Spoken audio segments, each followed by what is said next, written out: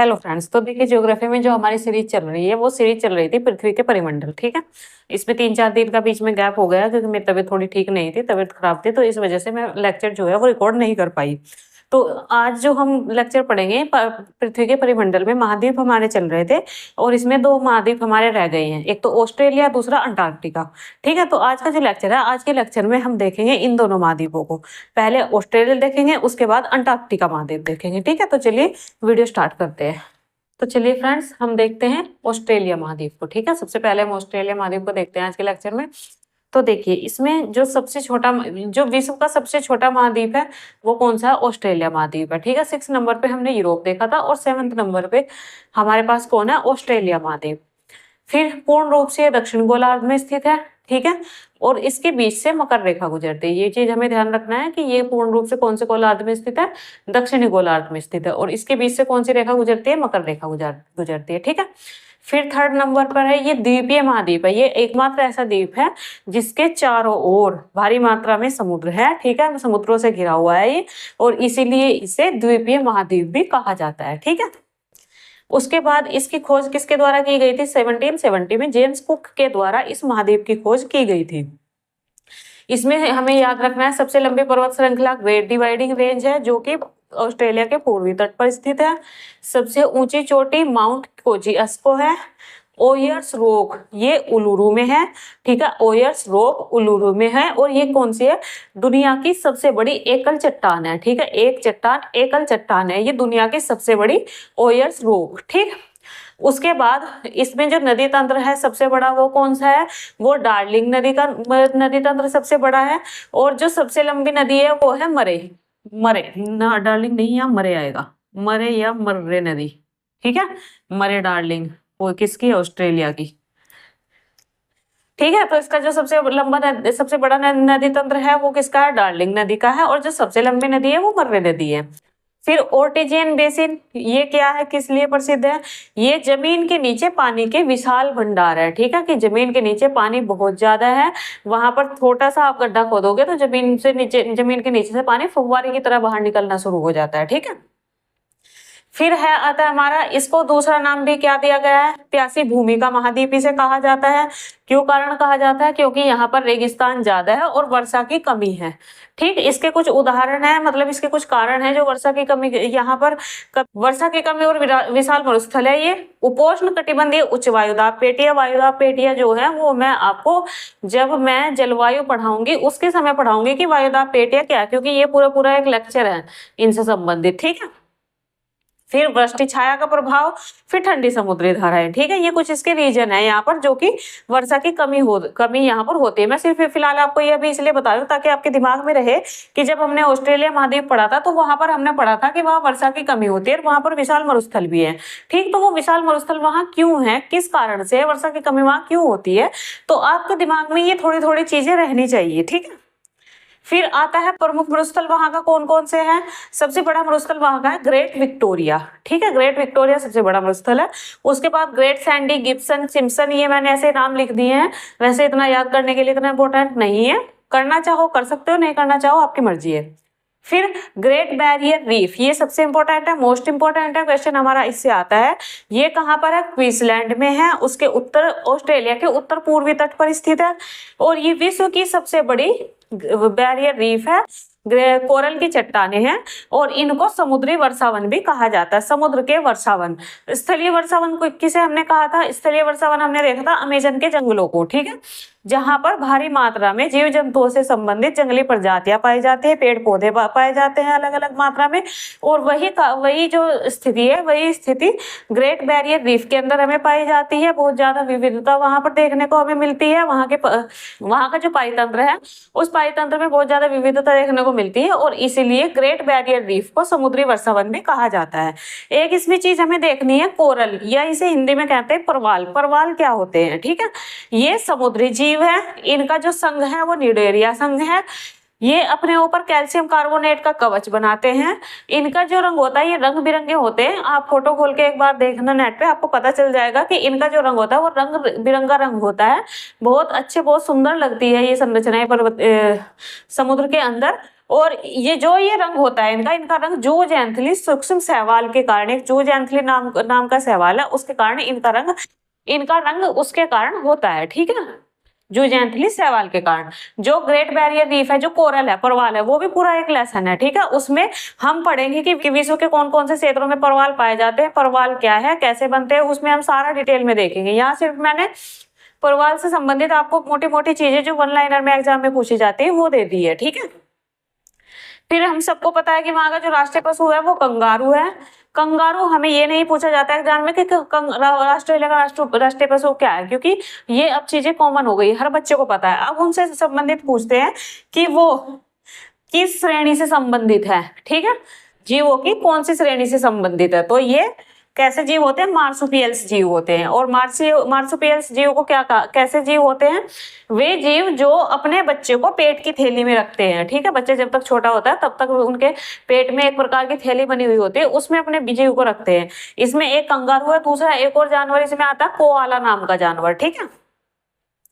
फिर टोरेस जल संधि, ये ऑस्ट्रेलिया को न्यू गिनी से अलग करती है, ठीक है। अराफुरा सागर को कोरल सागर से जोड़ती है, ठीक है। कौन सी, टोरेस जल संधि ऑस्ट्रेलिया को गिनी से अलग करती है, अराफुरा सागर को कोरल सागर से जोड़ती है। फिर बास जल संधि, ये दक्षिण में स्थित है।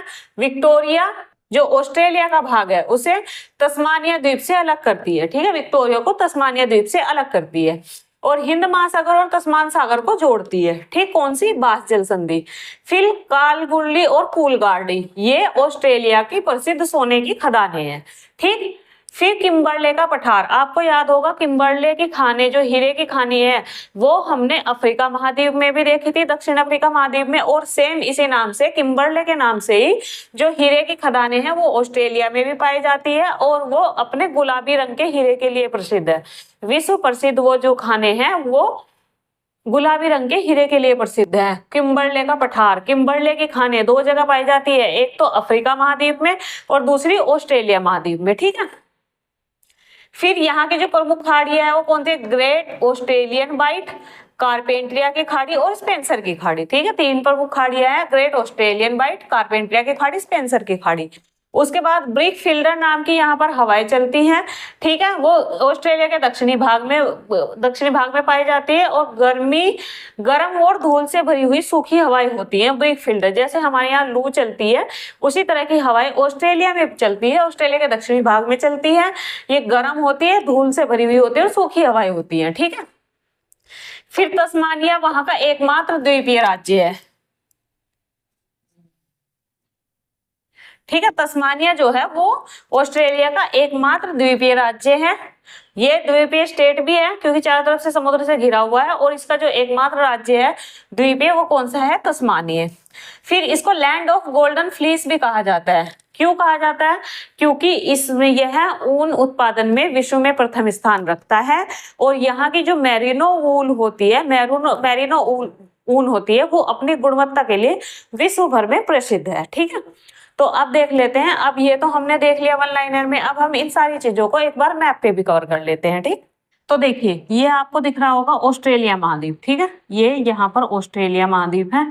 आप देख रहे होंगे जो ब्लू ब्लू है ये सारा किससे घिरा हुआ है, पानी से घिरा हुआ है, इसीलिए इसको क्या कहा जाता है, द्वीपीय महाद्वीप भी कहा जाता है। विश्व का सबसे छोटा महाद्वीप है, केवल इतने से भाग में फैला हुआ है, पूरे विश्व में केवल वो छोटे भाग में ही फैला हुआ है, तो विश्व का सबसे छोटा महाद्वीप इसे कहा जाता है, ठीक है। पूर्ण रूप से दक्षिणी गोलार्ध में स्थित है। ये देखिए हमारी जो 0 डिग्री देशांतर है, ये 0 डिग्री देशांतर है, ऑस्ट्रेलिया के ऊपर से 0 डिग्री देशांतर गुजर रही है और इसीलिए क्योंकि ये 0 डिग्री देशांतर से नीचे है तो ये कहाँ है, ये पूर्ण रूप से दक्षिणी गोलार्ध में स्थित है ऑस्ट्रेलिया, ठीक है। मकर रेखा इसके बीचों बीच से गुजरती है, ये रही हमारी मकर रेखा, ठीक है, ये मकर रेखा है। मकर रेखा जो ये महाद्वीप है, इस महाद्वीप के बिल्कुल बीच वाले भाग से, बीचों बीच भाग से निकलती है, ठीक है। उसके बाद खोज इसकी जेम्स कुक ने की थी। फिर इसकी जो सबसे लंबी पर्वत श्रृंखला है वो पर्वत श्रृंखला है इसकी, ये रही ग्रेट डिवाइडिंग रेंज, ठीक है, पूर्वी तट पर स्थित है ग्रेट डिवाइडिंग रेंज, सबसे लंबी पर्वत श्रृंखला। दूसरा है इसमें सबसे ऊंची चोटी माउंट कोजिएस्को। माउंट कोजिएस्को यहाँ पर है, ठीक है, इसके नीचे के भाग में स्थित है माउंट कोजिएस्को, और ये ऑस्ट्रेलिया की सबसे ऊंची पर्वत चोटी है, ठीक। फिर यहाँ का है नदी तंत्र में देख लेते हैं, डार्लिंग नदी और मर्रे नदी। डार्लिंग नदी बेसिन ये रहा आपका, ठीक है, ये वाला जो क्षेत्र है, ये वाला, ठीक है, ये डार्लिंग नदी क्षेत्र है। और जो इसकी सबसे बड़ी नदी है वो नदी है मर्रे नदी, ठीक है, मर्रे नदी और डार्लिंग नदी। फिर सबसे बड़ी झील इसकी आयर झील है, यहाँ पर स्थित है आयर झील, ठीक है, नीचे से ऊपर वाले भाग में आयर झील स्थित है जो कि सबसे बड़ी झील है। फिर हमारा आता है जो हमें मैप पे देखना है, ग्रेट विक्टोरिया, जो यहाँ का प्रमुख मरुस्थल है, ये वाला क्षेत्र जो है, ये वाला एरिया, ठीक है, ये वाला एरिया आपका कैसा है, ग्रेट विक्टोरिया, क्या नाम है इसका, ग्रेट विक्टोरिया, जो ऑस्ट्रेलिया का सबसे प्रमुख मरुस्थल है, ठीक।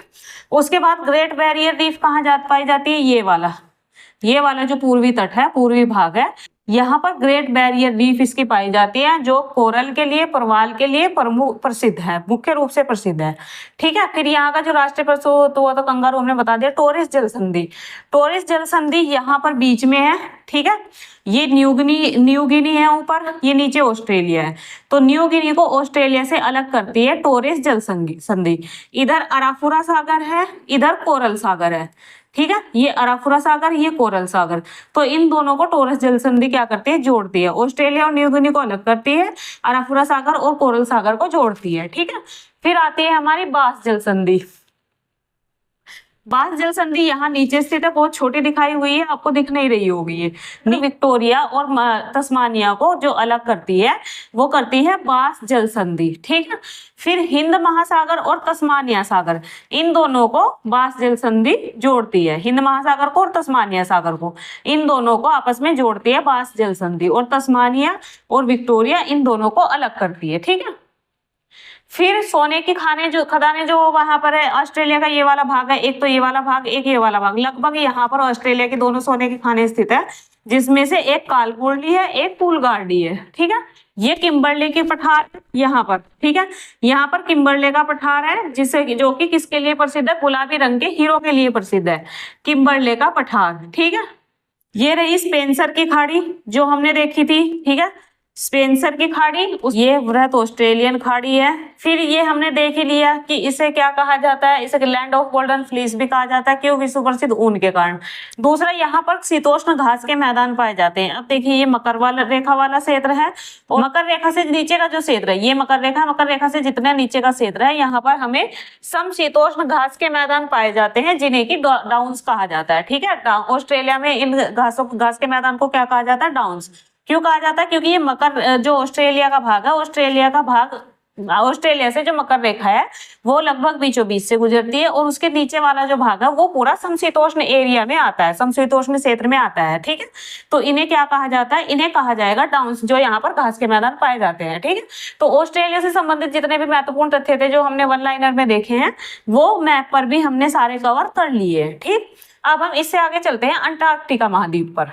तो चलिए, अब हमने देख लिया ऑस्ट्रेलिया महाद्वीप हमने देख लिया है, तो अब हम देखते हैं अंटार्कटिका महाद्वीप, जो हमारा लास्ट महाद्वीप है, ठीक है। इसमें ये स्थित है, पूर्ण रूप से दक्षिणी गोलार्ध में स्थित है, इसके बीच में ही सेंटर पॉइंट में बिल्कुल दक्षिणी ध्रुव है, ठीक है। बर्फ से ढका है, इसलिए सफेद महाद्वीप कहा जाता है। यहाँ पर कोई स्थायी निवास नहीं पाया जाता, क्योंकि जो ठंड है, सर्दी है, वो बहुत भारी मात्रा में होती है। विश्व का 5वें नंबर का सबसे बड़ा महाद्वीप है। ओजोन छिद्र की जो खोज हुई थी वो सर्वप्रथम अंटार्कटिका में ही हुई थी, ओजोन छिद्र की खोज, ठीक है। उसके बाद इसकी ऋतुओं के अनुसार इसका आकार बदलता रहता है, तो इसी कारण से इसे गतिशील महाद्वीप भी कहा जाता है। जैसे मैं आपको जैसे हम देखते हैं कि जब बर्फ जमनी शुरू यहाँ पर होती है तो इसका आकार बड़ा होना शुरू हो जाता है, और जब बर्फ कम होनी शुरू होती है तो आकार छोटा होना शुरू हो जाता है, ठीक है। इसलिए इसे गतिशील महाद्वीप भी कहा जाता है। इसकी जो सबसे ऊंची चोटी है वो विंसन मैकिफ है। सबसे ऊंची जो पर्वत श्रृंखला है उसका नाम क्वीन मड रेंज, ठीक है। इसे हम मैप पे भी देखेंगे आगे। उसके बाद यहाँ का जो एकमात्र सक्रिय ज्वालामुखी है वो माउंट इरेबस है। फिर वोस्तोक यहाँ का सबसे ठंडा स्थान है, जो पेंगुइन के कारण प्रसिद्ध है, जहाँ पर पेंगुइन्स पाई जाती है, ठीक है।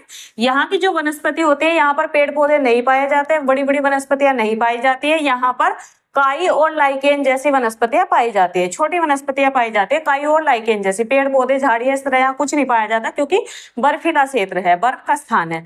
फिर यहाँ पर तेज जो बर्फीली हवाएं हैं उन बर्फीली हवाओं को ब्लीजार्ड कहा जाता है, ठीक है। तीव्र बर्फीली हवाएं जो होगी उन्हें क्या कहा जाएगा, ब्लीजार्ड कहा जाता है। इसकी खोज करता है दक्षिणी जो अंटार्कटिक महाद्वीप है, अंटार्कटिक महाद्वीप की खोज किसने की थी, उनका नाम है फेबियन बोलिंग-शोसेन। फेबियन बोलिंग-शोसेन ने इस महाद्वीप की खोज की थी। फिर दक्षिणी ध्रुव पर पहुंचने वाले प्रथम व्यक्ति कौन थे, शोसेन जो थे वो अंटार्कटिक महाद्वीप पर पहुंचने वाले व्यक्ति थे, और दक्षिणी ध्रुव पर पहुंचने वाले प्रथम व्यक्ति कौन थे, वो थे रोआल्ड एमंडसन। इन दोनों के बीच में जो डिफरेंस है वो हमें याद रखना है।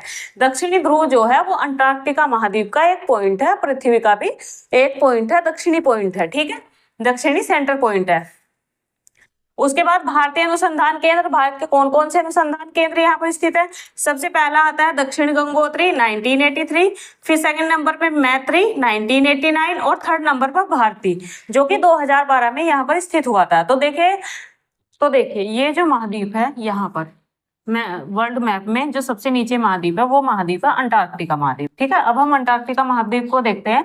इसी मैप में अंटार्कटिका महाद्वीप को बड़ा करके दिखाया गया है, यहाँ पे छोटा दिया हुआ है, ठीक है, कटा है, यहाँ पे बड़ा करके दिखाया गया है। तो उसमें हम देखते हैं अंटार्कटिका महाद्वीप के इससे संबंधित सारी चीजें, ठीक है, ठीक है। आई होप कि अब आपको मैप दिख रहा होगा, ठीक है। ये रहा अंटार्कटिका महाद्वीप का मैप। तो देखिए सबसे पहले तो हमें देखना है कि ये पूर्ण रूप से दक्षिणी गोलार्ध में स्थित है, ठीक है। पूर्ण रूप से हमने नीचे भी देखा है कि पूर्ण रूप से दक्षिणी गोलार्ध में स्थित है। ये विश्व का 5वां सबसे बड़ा महाद्वीप है, ठीक है। बर्फ से ढका हुआ महाद्वीप है, पूरा महाद्वीप जो है बर्फ से ढका हुआ है और इसीलिए इसको महासफेद महाद्वीप भी कहा जाता है। इसको एक और महाद्वीप कहा जाता है गतिशील महाद्वीप। गतिशील महाद्वीप क्यों कहा जाता है, क्योंकि देखिए जो बर्फ होती है उसमें ऋतुओं के अनुसार परिवर्तन होता रहता है। जब यहाँ पर दिन होता है, जब यहाँ पर गर्मियाँ होती है, थोड़ा दिन गर्म दिन होता है तो जो बर्फ होती है वो पिघलनी शुरू हो जाती है, और जब यहाँ पर थोड़ा सर्दी का मौसम बहुत ज्यादा ठंडा होता है, वैसे यहाँ सर्दी ही रहती है, लेकिन जब सूर्य क्षितिज से थोड़ा ऊपर चमकता है तो इसमें क्या होता है, इसमें क्षितिज पर चमकता है तो इसमें जो बर्फ होता है वो बर्फ पिघलना शुरू हो जाता है थोड़ा थोड़ा। और जब पूरी ठंड पड़ती है, भारी मात्रा में ठंड पड़ती है यहाँ पे, तो बर्फ जमना शुरू हो जाता है। तो ये छोटा बड़ा होता रहता है ऋतुओं के अनुसार, इसलिए इसको गतिशील महाद्वीप भी कहा जाता है, ठीक है। इसकी जो सबसे ऊंची चोटी है वो है विंसन मैकिफ, यहाँ पर है विंसन मैकिफ, ठीक है। ये विंसन मैकिफ चोटी है जो कि यहाँ की सबसे ऊंची चोटी है, ठीक है। उसके बाद आता है क्वीन मड रेंज। ये क्वीन मड रेंज है, इसके ऊपरी भाग पर यहाँ पर क्वीन मड रेंज स्थित है, ठीक है, जो कि यहाँ की सबसे लंबी पर्वत श्रृंखला है।